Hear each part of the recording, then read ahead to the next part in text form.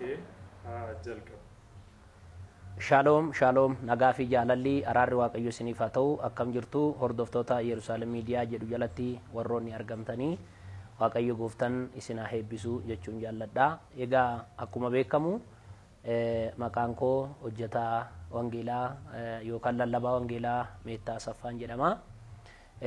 Qabxii baay'ee bareedduu fi barbaachisoo taatee dhaloota keenya ammaatiif yookaniif immoo sagalee hundee waaqayyoo ta'e hundee ka'umsa dubbii waaqayyoo ta'e mata duree ijoo bareedduu taate tajaajila dubartootaa yookaniif immoo maalummaa tajaajila dubartootaa barumsa jedhu guyyaa jalqabaa kanaa fi waaqayyoo waan hundumaa inni qabu waan hundumaa inni hojjetu waan hundumaa inni danda'u akka nu gargaaru abdiif amantii horachaati. Ka'umsa irratti dubbii kanatti galuun dura kadhata gabaabaa tokkoon kadhadha. Gooftaa keenya fayyisaa keenya Yesuus Kiristoos mootii waaqaaf lafaa galanniif ulfinni guddaan siif haa ta'u. Harki gargaarsa kee kalee kan ture waaqa Abrahaam, waaqa Yisihaaq, waaqa Yaaqoob, waaqa abboota keenya, waaqa raajotaaf, waaqa ergamootaa, amma immoo waaqa koof waaqa dhaloota kanaa galanniif ulfinni guddaan siif haa ta'u. Dubbii kee nutti dubbadhu, dubbii keetiin kan mormu ergamaan hafuura hammeenyaa humni Luusifer hafuurri leegiyoon marrataaf torban qaban qilleensa kanarraa biyya kanarraa lafa kanarraa karaa tokkicha mucaa kee Yesuusin kan rukutame haa ta'u. Ulfina dubbii keetiitiif yaa Waaqayyo dhaloonni dhaga'ee akka itti fayyatu nu gargaari karaa jaallatamaa mucaa kee gooftaa keenya Yesuusin ameen. Egaa sagaleen Waaqayyoo akkuma bu'uura nu ta'u macaafni qulqulluun keenya maal jedhadha ka'umsi keenya. Akkuma sila isinitti himee dubartiin eenyudha yookaniif immoo naannoo tokko tokkotti jechi dubartii jedhu kun yoo namootatti kan ulfaatullee ta'e akkuma loqoda naannootti armoolii jechuu ni dandeenya, obboleeyyan keenya jechuu ni dandeenya. Tajaajilli dubartootaa maali jechuudhaan duratti dubartiin eenyu waan jedhu yaada bareedaa kaasuun barbaachisaa ta'a. Dubartiin akka waliigalaatitti dubartiin haadha keenyadha. Dubartiin obboleettii keenyadha. Dubartiin haadha manaa keenyadha. Dubartiin adaadaa keenyadha. Dubartiin intala keenyadha. Kanaaf eenyummaa dubartootaa kanaa fi sagaleen Waaqayyoo immoo maal jedha?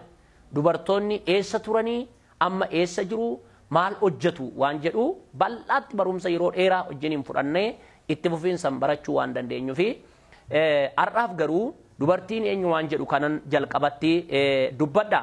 Egaa waa'ee eenyummaa dubartootaatii fi ilaalchi garaagaraa akka addunyaa keenyatitti akka biyya keenyatittis akka addunyaa keessa jirruuttis ilaalchonni garaagaraa akka jiran nan beeka. Ilaalchota garaagaraa kana keessaa nuyi ilaalcha darbinee waan dubbannu ilaalcha darbinee waan goonu ilaalcha darbinee wanta gara gochaa yookaan hojiitti geeddaruun nuuf malu tokko gochuu dandeenya. Egaa bu'uura kan nu ta'u sagalee Waaqayyooti. Jalqaba irratti Waaqayyo gooftanii guyyaa tokkoffaatti bantii waaqa fi lafaa uumeedha. Guyyaa taanus wantoota hedduu erga hojjetee xumureeti ka'ee booddee guyyaa ja'affaatti akka nama hojjete, akka nama uume, akka nama tolche Waaqayyo sagalee isaa keessatti dhugaa nuu ba'a jechaadha. Sagaleen Waaqayyoo kun egaa akkuma dubbatu namni guyyaa ja'affaatti erga hojjetame booddee wanti guyyaa shan guutuu hojjetame aboon yookaan humni aangoo bituu bulchuu kuni dhala namaatiif kenname. Dhala namaatiif kenname. Guyyaa gara ja'affaa kanatti gaa nama tolchee hafuura itti godhee akka aboon kun itti kennamu kan taasise Waaqayyo gooftadha. Waaqayyo gooftadha. Egaa akka ilaalcha tokko tokkotti amma namoonni keenya biyya keenya kana keessatti ilaalchi jiru dubartoota ilaalcha gadaanaadhaani. Dubartoonni dhiiraa gadi wanti isaan taasisu maalodha? Adda addummaan dhiiraaf dubartootaa saala faallaa ta'e qabaachuurraati. Kanaafuu dubartiin barachuu hin dandeessi, eeyyee barachuu dandeessi. Barsiisuu hin dandeessi, eeyyee barsiisuu dandeessi. Lallabuu hin dandeessi, eeyyee lallabuu dandeessi. Manneen amantaa tokko tokko akkaataan itti dubartoota ilaalan yookaaniif immoo manni amantaa Pirootestaantii yookaan duuka buutonni wangeelaa hordoftoonni Kiristoos Yesuusii maal jedhu waa'ee dubartootaa kana waan jedhu karaa garaagaraatiin qorannoo taasiseera. Maaliif hin tajaajille hin tajaajilu? Maaliif hin faarfanne hin faarfatu? Maaliif hin raanye hin raaju? Maaliif hin barsiifne barsiisuu hin danda'u? Wanti isaan dhorku tasumallee tokkollee akka hin jirre dhugaa jiru kana gadi ba'ee dubbachuudhaaf keessi koo baay'ee guutuudha. Haa ta'uuti sagalee Waaqayyoo akka namoonni jedhan miti, akka haalonni jedhan miti, akka taateewwan tokko tokko jedhan miti. Eenyu dubartiin kan jedhu kana ilaalcha kanarratti namoonni darbanii iddoo garagaraatti iddoo aarsatirra gaafan dubbadhu waa'ee kanaa barsiisa leenjii tokko tokko gaafan kennu namoonni akkas jedhaniitu yeroo dubbatanis yeroo barsiisanis dhaga'eera.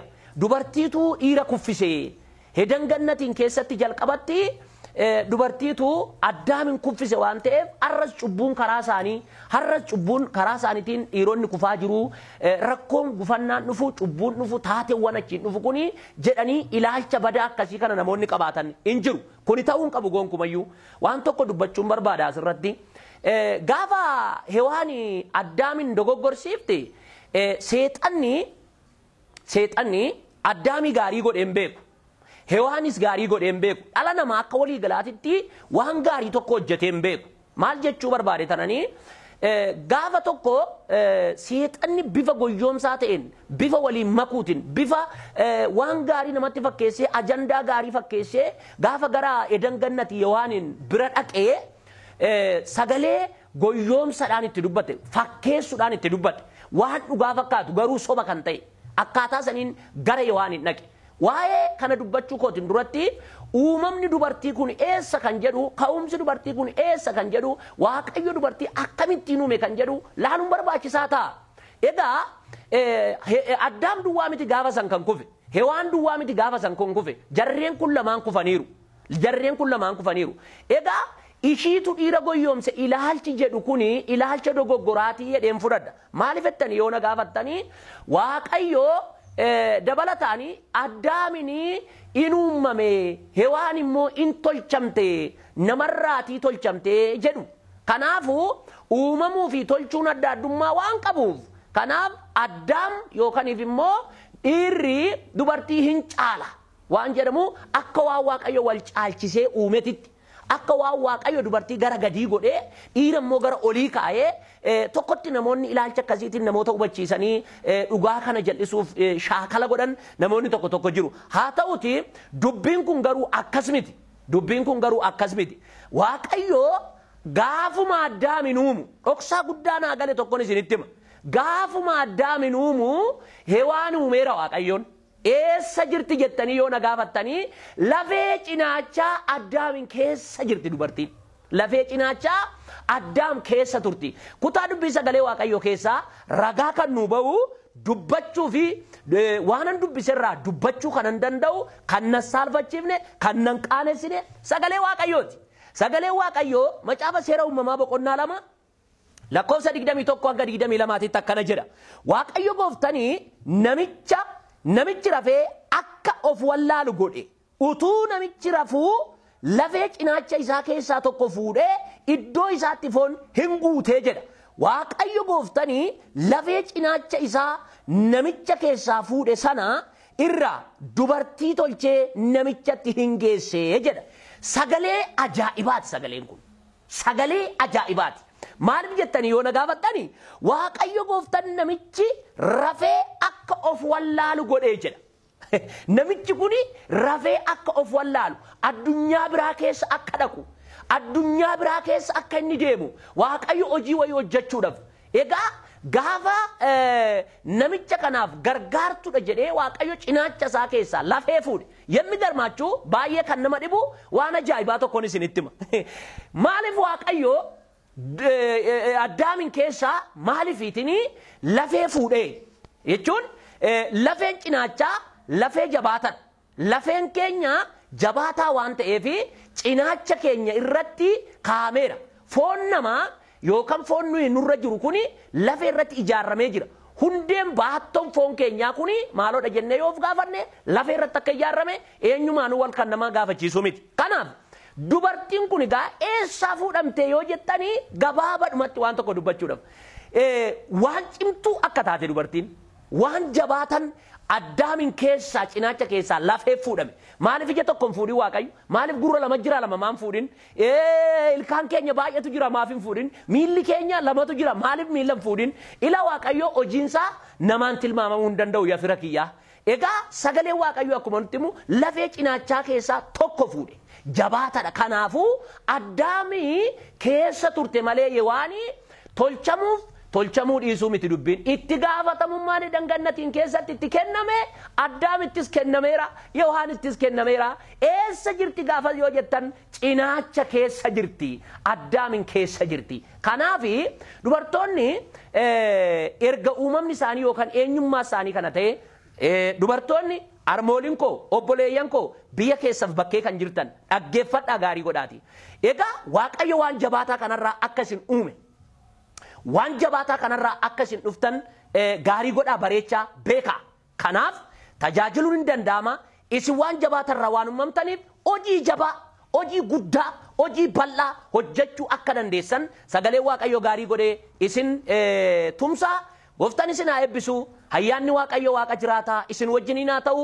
Turtiin keessan yeroo kana sagalee kana duukaa haa ta'u. Qophii itti aanutti hanga walitti deebinutti Waaqayyo Gooftaan maccaa isin haa eebbisu. Yeroo gaarii naaf qabaadhaa. Shalom, shalom.